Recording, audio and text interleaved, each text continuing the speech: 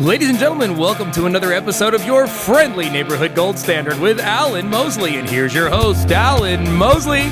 You know, Blake is only being this cheeky because he's not on camera today. If he had to look at you when he said that, he would be too embarrassed to do it. I admonish you, sir. You're very welcome. All right. Well, but Blake's still here. He's actually over there. You can't see him, but he's here today. We're doing a little bit of a different set, so that's why it looks different. But before we get to our guest, remember, you can catch us on social media, which is facebook.com/TGS Alan Mosley. Twitter is at Alan M. Mosley. It's been, by the way, Blake, it's been kind of a spicy week on social media. I started some problems. I heard. Yeah. So I'm not going to repeat what I called people, but it sounds like pick hitters. Ooh. That's all I'm going to say there. When are you going to learn to be nice, man? What are you talking about? You know what? I make the argument that I've been too nice, and those days are over. I just say to people, y'all should see Alan off camera. Yeah, well, they're about to now. It's over, my friend. But you don't have to do any of that because you could just go to our website, which is thegoldstandardpodcast.com, where we also have a really cool little donate button, and you can send me money, and then I take it. Yeah, and I don't get any. Well, but we have to have money for us to split it first, though. True. To be fair, it's not like it's now people at home are like, that guy just takes all the money and Blake's doing all the work. This is bullshit. That's what people are thinking now. But speaking of the goldstandardpodcast.com, which perhaps is not a great site, but the greatest, we have today the legendary third member of the Gold Standard crew appearing for the first time on the show, Robert Nellinger, who we haven't rehearsed this at all. I have no intro for Rob. I probably should have asked 5 seconds before right now. Hey, Rob, how do you want me to introduce you on the show? Robert Nellinger is a software developer who's originally from Southern Middle Tennessee, which is the home of the Gold Standard podcast, now residing in Dalton, Georgia. He is the webmaster of the goldstandardpodcast.com, so a lot of the cool little graphics, updated episodes, blog posts, all that. I don't actually do anything. Rob and Blake do all of it, and I just talk. And so, but we have to play to our strengths. So, Rob, welcome to the show. It's good to be here. It's good to be here. I'm still waiting on the check, but I'm sure it's in the mail. It is. Well, I mean, you know, the damn government post service. They can't get anything right. So after the show, send us your address again. We'll get it this time. But I don't like the fact that you started the show with a lie, because you said it's good to be here. We both know that that's not true. You lied in my face on the first episode that you make an appearance on. The check is not in the mail. That is true. Okay. So, Rob, we're gonna do a fun little bio for you. So instead of having a neat little bio on the website, we're just gonna copy and paste the transcription of this episode onto a page. You could do that, right? You're the webmaster, and that's just gonna be Rob's corner. Is what this is eventually gonna be. So that's a good idea. It's a good idea. I'm on board. Perfect. So, Rob, start us off with a little bit of your background. So, where do you come from ideologically in kind of your adolescent, young adult years? What sort of background did you come from? Background politically or politically, philosophically, none of the above. As a teenager, as most teenagers, I spent a lot of time being an idiot. So that was kind of my philosophy there for a while. I was definitely academic. Definitely knew I wanted to do something academic. Computers have always kind of been my thing, so I gravitated towards that. But I think like most people, at least by my teenage years, I didn't have much direction. It's kind of a volatile part of any person's life. You're still forming opinions. Heck, I'm still forming opinions. So I wouldn't say I had much direction worth speaking about even until, my mid-20s, really. What would you say is probably your earliest, biggest influence that you can remember that started to help you form some of the opinions you might have today? Earliest would be a lot of film, music, anything that inspired kind of questioning the status quo, anything that inspired the thought process of not just taking things for face value and kind of questioning critically the reality that we just kind of walk through and live through every day and take for granted, and some of the systems that are in place for that. Comedians, I'm a big fan of comedy. Bill Hicks, George Carlin. There's some big names there that wanted. Some of them maybe a little angrier than the tone I like to take, but certainly inspired looking into things and not just kind of taking the government's word for it and go back to sleep, America. Government's got it all under control. To at least critically think and get involved in some of these processes. Like I said, even if you don't have a fully formed opinion, at least attempt to start to make one and get involved in the process. You mentioned George Carlin, who's also one of my favorites, and there's a lot of people have made clips of a lot of his more famous moments in some of his probably later stand-up is when he was a lot more political, because it was kind of more of a I'm later in life, I've made it, I have my fortune, so now I'm just going to say and do whatever I want, because who cares if they try to destroy me professionally, What's one or two bits of George Carlin that you could think of that are like your favorites? Well, I'm afraid most of it I can't share on your podcast because you told me not to curse at people. But, which, by the way, I'm trying really hard not to curse at people. But, I don't know. I think, really George Carlin, he was definitely some shock value. He would, of course, throw out the words you can't say on television and radio and some of the stuff like that I couldn't even say 2 words on this podcast of. But,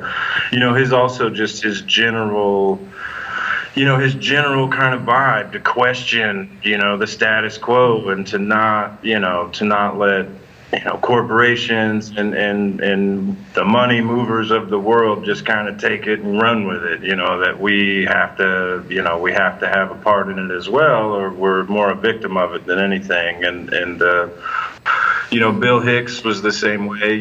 Bill Hicks would, it's almost like you were being lectured by a pale demon, for a large portion of it, but he would hit you with something real funny and that you couldn't deny was funny, and then he would sneak in a little bit of politics or something that made you think, and by the end of it, you showed up to watch a comedy show, but by the end of it, you kind of walked away thinking more than you did when you walked in. And I think that's what impressed me most about that kind of comedy is, you could actually deliver a message, while delivering a laugh or two, and George Carlin and Bill Hicks are 2 of my best examples of that by far.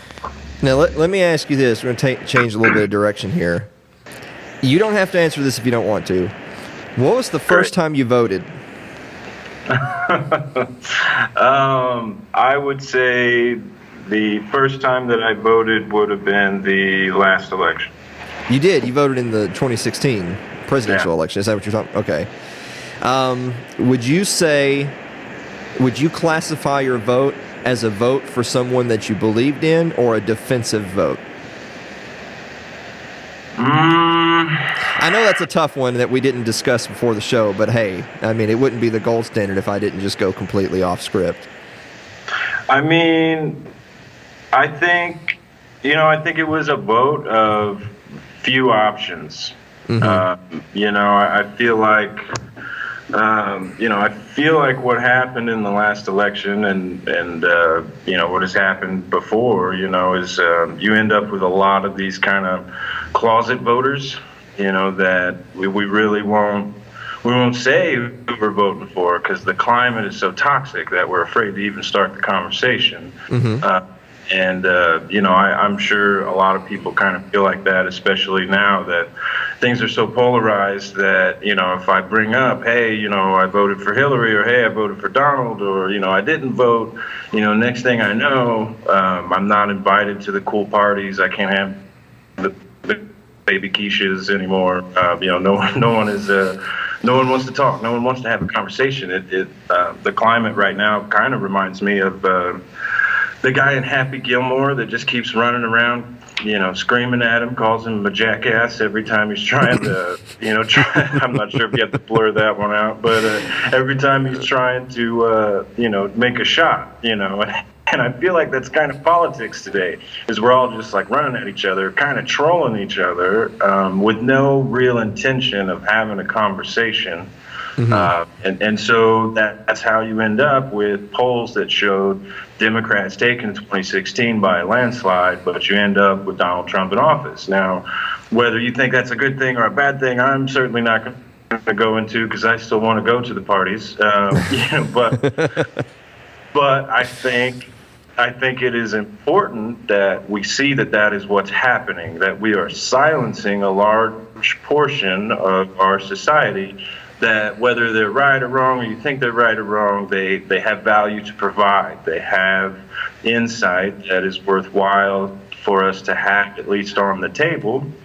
And so when you have intelligent people with intelligent ideas that could lead to intelligent solutions, but they are afraid to even say the first word for fear of just getting stoned to death at the first sight of conflict, you end up with the state of affairs we're in today. You end up with people that, like myself, sound people that I'm not going to tell you how I voted. I'm not going to tell you what my opinion is, whether it's fully formed or not, because I'm frankly, as most people, terrified that someone's just, you're an idiot. You're an idiot. No one can have a conversation. No one shows up to learn anything. They learn to spout what the person next to them said to them at the water cooler, or who their dad voted for.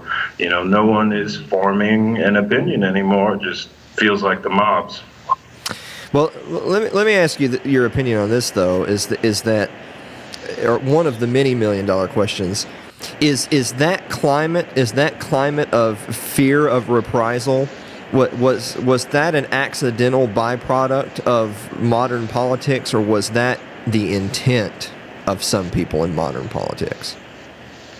Oh yeah, I mean, definitely. I think you're not going to get many new ideas. With something that prohibits people talking. If anything, you're going to get a lot of the same old, because the status quos and those arguments already have big groups that will validate each other in their little circles, and so you can jump right in one of those groups and just kind of blend in and feel like you're right whether you are or not. And so yeah, I certainly think the status quo, it's in their best interest to make it scary for the little guy to stand up and be like, hey, I got this idea, or, maybe we should try this. There's really no good way. If you or me today, it was like, hey, I'm going to go run for president. It's like, that's certainly not going to be easy. Do you got, some big oil backing you, or you got something to throw some dollars at it? It's like, it's tough for the little guy, for the new idea to make its way into the political arena, because this toxicity that, that just is rampant. It's great. Now, something we've talked about a lot on this show, because we're libertarians on this show. I'm an anarchist. I don't hide from that, because if the host of the show hid from it, then I don't know what the purpose of the show would be. But I've made the argument a lot of times that I really am just not only am I not interested in politics, but I'm also not interested in third-party politics. I'm not interested in the Libertarian Party for a lot of reasons, but one of the reasons being is it's not just that it's not politically untenable because of money, and it's not politically untenable because you don't have enough voters or education. I mean, it's a combination of all those things, but it's mostly, in my mind, that it's politically untenable because a logically consistent philosophy of natural rights and self-determination be it for better or ill, if you're the type of person who can't take care of themselves and they're at the mercy of the public good. That's just not going to win. That's not going to attract voters. Like the liberty crowd who thinks that they believe in liberty, they think that that's what they want. But you and I would probably agree that's not really what they want, though, is it? They really just want the power for their team. They might use those words, but they would be terrified if they actually lived in a free society. Yeah, if they lived in the purge. Yeah, well... Well, I mean, if you're talking absolute anarchy, that, to a degree, that's kind of what you're talking about. But, I think there's something between that and between feeling like every step I take, the government's telling me where that is happening.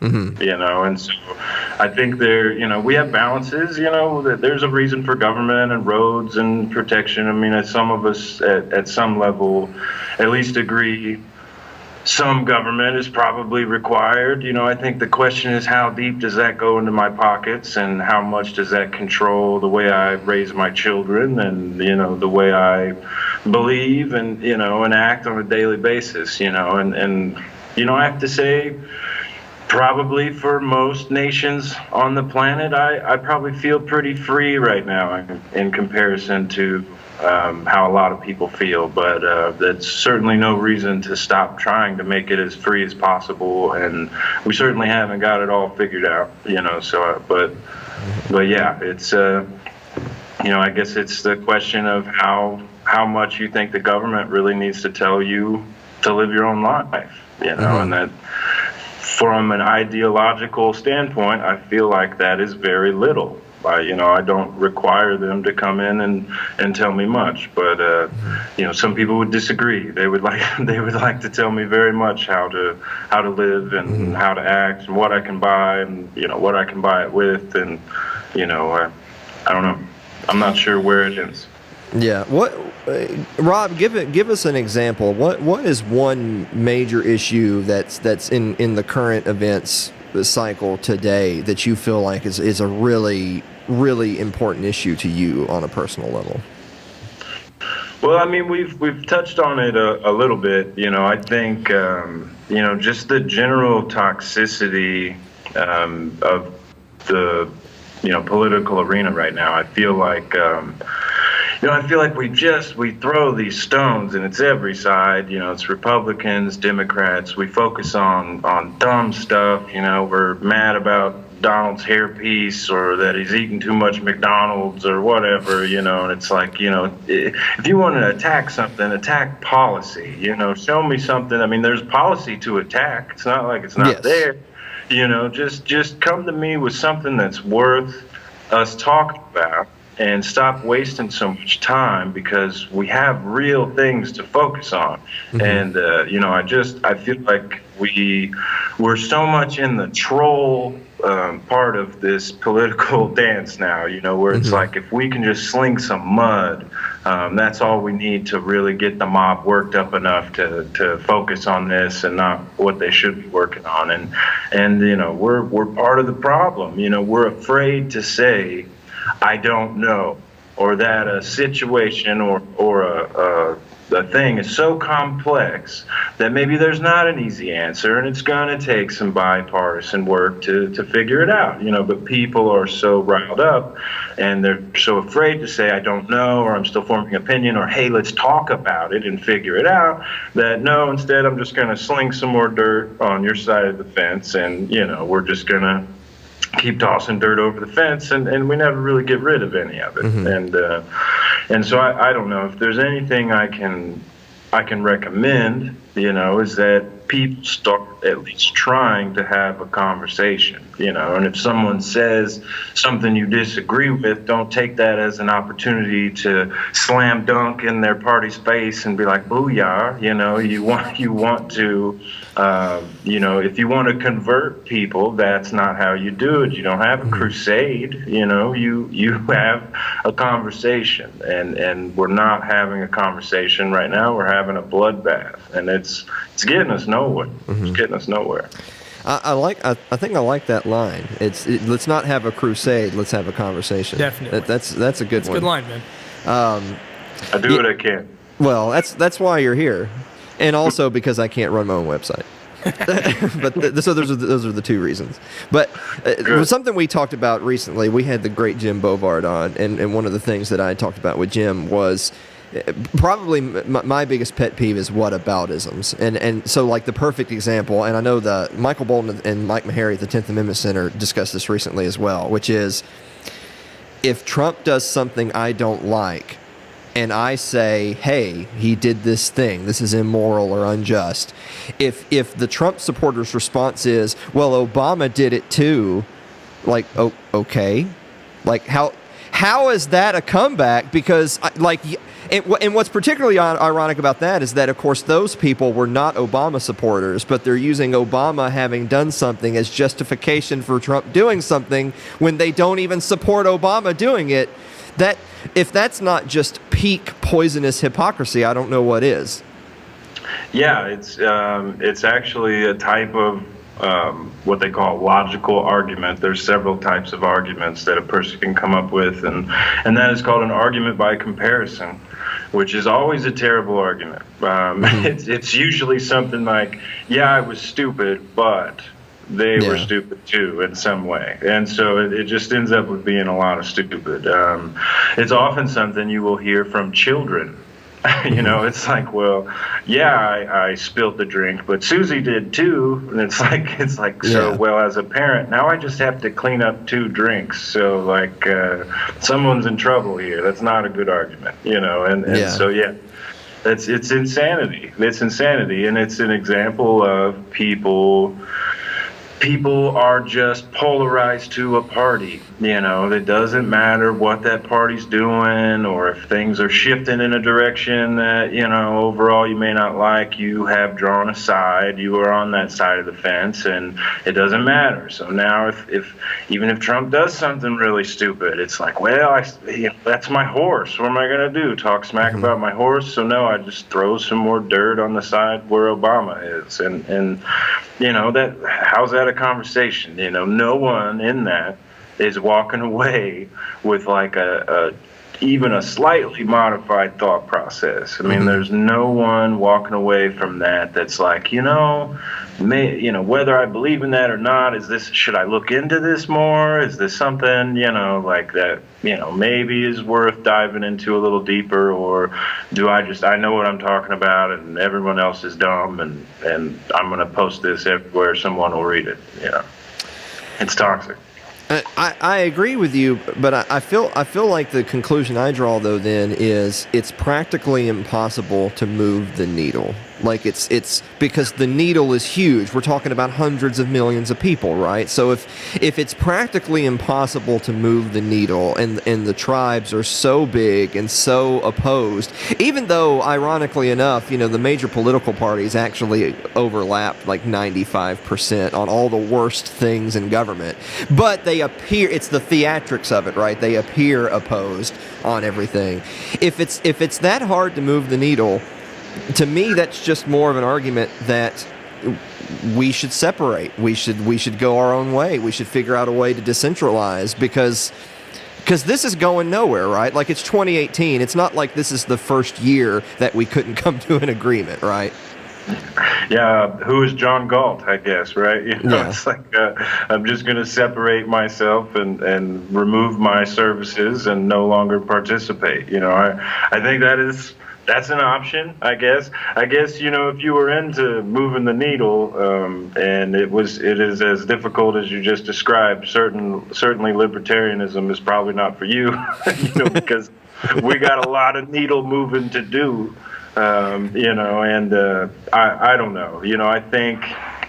I think when you get to the point where all you have left is the option of removing yourself from the system that you feel is failing you, then you have given up on that system, and I don't know that I'm there yet. I don't know that, looks like my face is glowing. I'm going to close this for a second. No, it made you look angelic. Like, it did. Yeah, you're Gandalf, and you've come to save the Rohan at Helm's Deep. Like, the sun is coming. This just degenerated really fast. So I'm going to let you continue with your point. No one has any idea what you're talking about. Yeah. Rob, this is a libertarian show. All those neckbeards know exactly what we're talking about. You started saying something about wizards. I don't know. We got lost.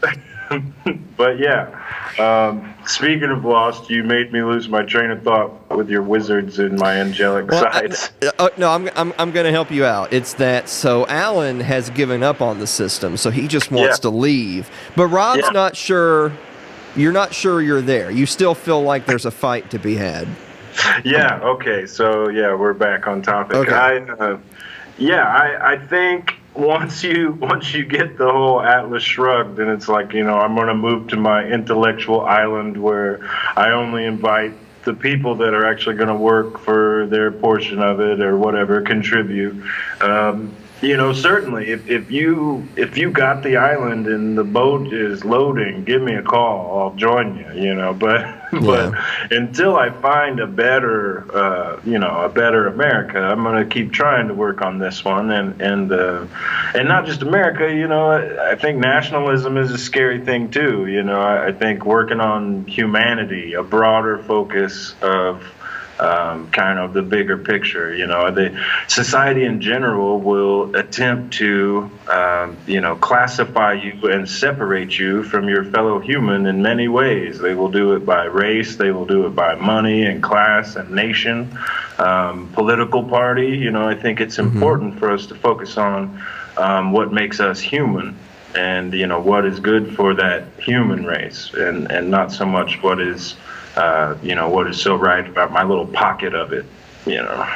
Well, on that note, I'll give you one opportunity to leave a lasting impression on the audience. What do you think is the most important thing for the individual to be doing to improve their life today, right now?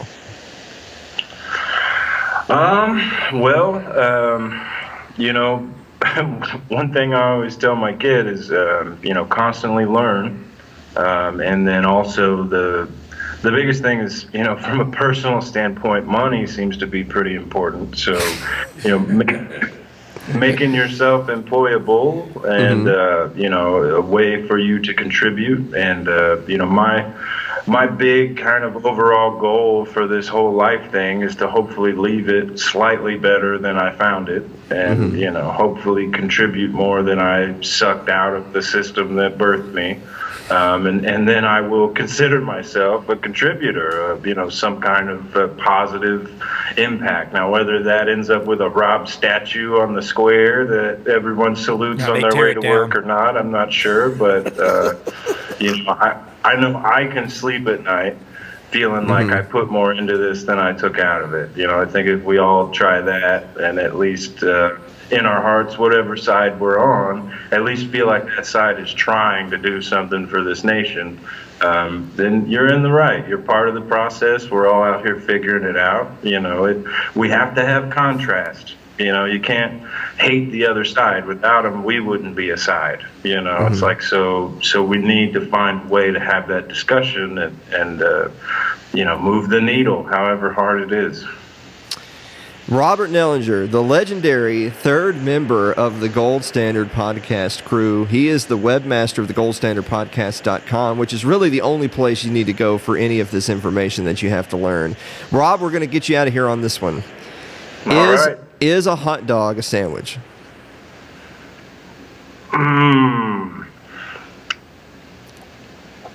No. No, it is not.